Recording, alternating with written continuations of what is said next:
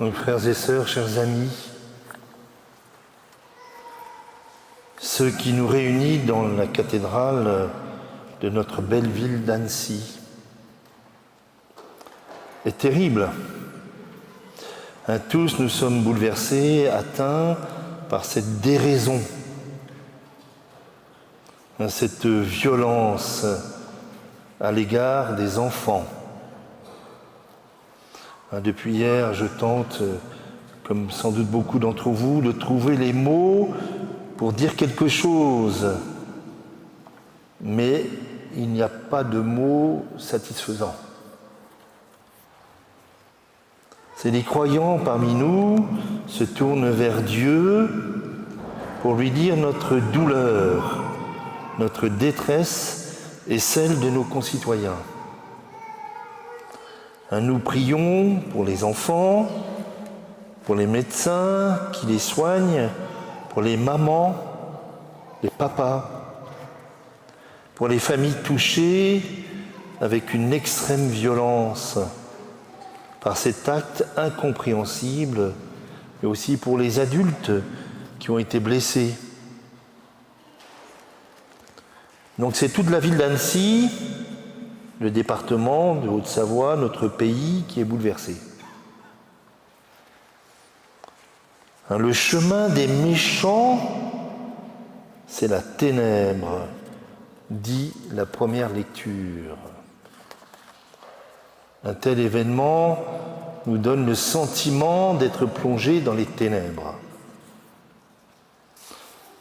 Nous faisons nôtre, en tout cas moi, les paroles du psaume que nous venons d'entendre. Écoute mes paroles, comprends ma plainte, entends ma voix qui t'appelle. Tu n'es pas un Dieu ami du mal. Chez toi, le méchant n'est pas reçu. Non, l'insensé ne tient pas devant ton regard. Vous savez, là où il y a de la haine, le monde est dans les ténèbres et l'obscurité. Là où il y a l'amour, apparaît une lumière dans le monde. Quand j'ai appris que cet homme a accompagné son geste, son crime, par les mots au nom de Jésus, bien sûr, j'en ai été, et j'en suis encore, terriblement blessé et ému. Poser un acte de violence au nom de Jésus est une perversion. Que l'on soit chrétien, musulman ou toute autre forme de croyance, tuer ou vouloir tuer au nom de Dieu est une perversion absolue.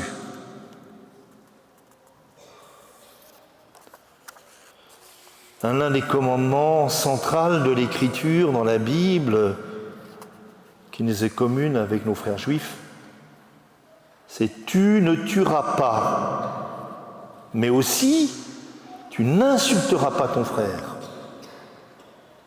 Tu ne porteras pas de faux témoignages.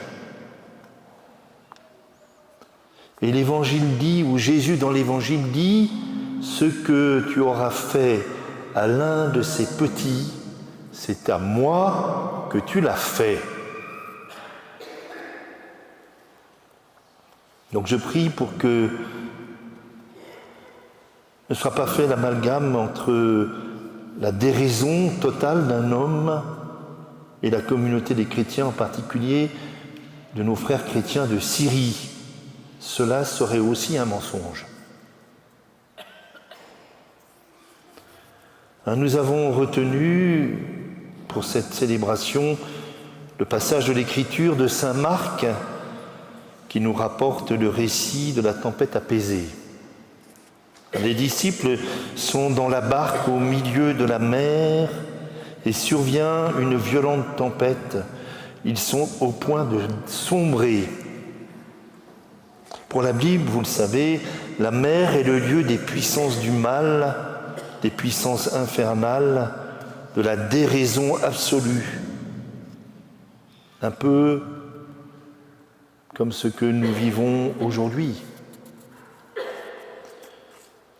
Les disciples font l'expérience de leur impuissance. Ils sont dans la détresse, ils sont perdus. Ils font l'expérience qu'ils ont besoin d'un sauveur, d'une réponse qu'ils n'ont pas en eux-mêmes. Jésus est présent dans la barque, mais il dort. Les disciples le réveillent et lui disent « Maître, nous sommes perdus, cela ne te fait rien ?»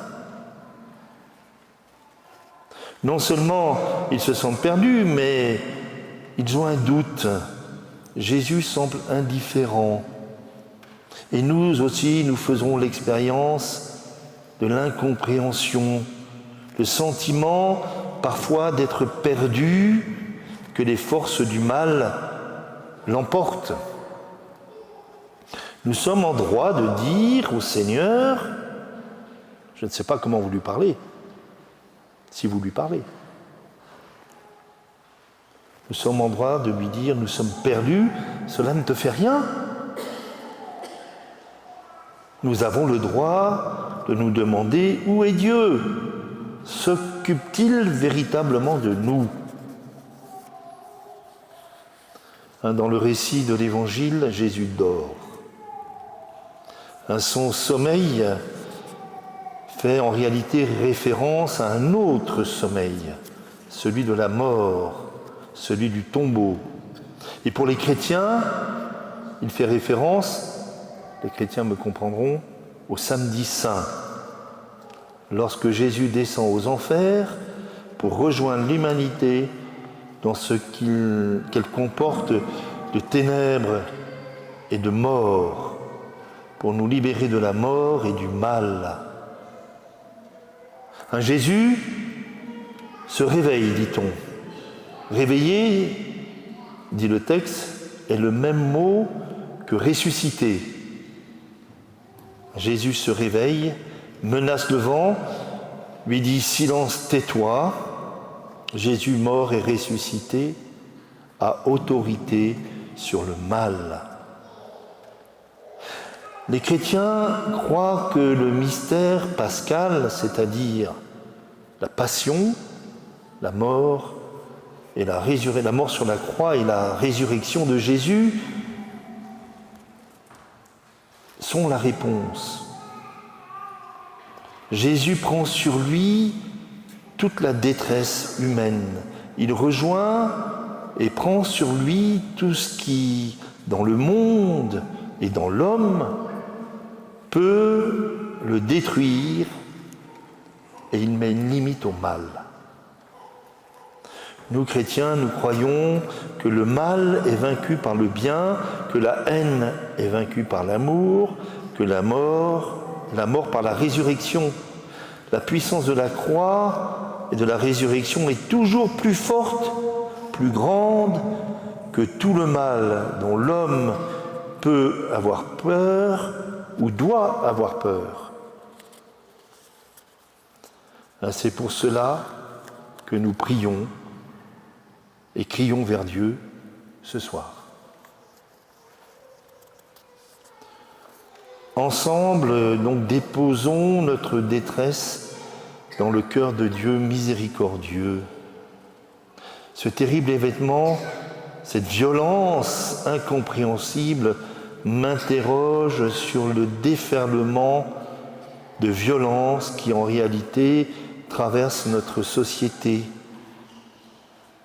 Les violences verbales, les violences physiques, les violences sur les réseaux sociaux. Cela va de la calomnie au harcèlement, aux insultes.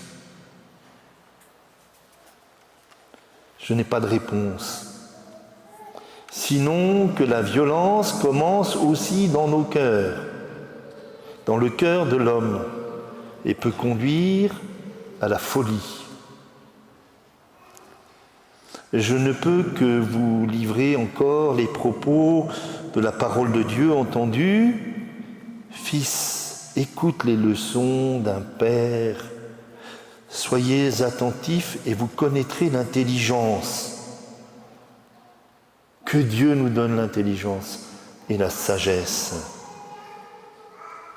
Par-dessus tout, veille sur ton cœur, c'est de lui que jaillit la vie.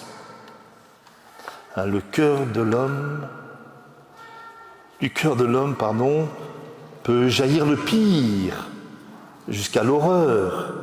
Mais du cœur de l'homme peut aussi jaillir le meilleur, le plus beau, jusqu'à la sainteté, qui n'est pas la perfection morale, mais la perfection de la charité. Si je puis me permettre, je voudrais remercier Henri, mais je voudrais aussi remercier tous ceux qui ont réagi immédiatement pour prendre soin des victimes. Tous. Un jour, il nous faut choisir en nous-mêmes. Tous. Vous savez, j'ai en mémoire des propos qui me sont chers du pape Jean XXIII, qui était hanté par la question de la paix. C'est lui qui dit le bien le plus précieux, c'est pas l'économie, c'est pas la brillance, c'est la paix. Et il dit, seuls des hommes et des femmes pacifiés dans leur cœur peuvent être artisans de paix. Permettez-moi le dernier mot, face à ces événements terribles, nous devons faire face ensemble, quelles que soient nos croyances. Je reviens sur le récit de la tempête apaisée en reprenant un commentaire du pape François sur ce texte dans d'autres circonstances. Il dit ceci: nous sommes dans la même barque, tous fragiles et désorientés, et en même temps tous importants et nécessaires, tous appelés à ramer ensemble. Nous aussi, nous nous apercevons que nous ne pouvons pas aller de l'avant chacun tout seul, mais seulement ensemble. Alors ensemble, pleurons, si c'est nécessaire, ensemble prions, et portons-nous les uns les autres. François de Sales vous dirait, nous devons nous entreporter les uns les autres. C'est un choix, c'est une conversion.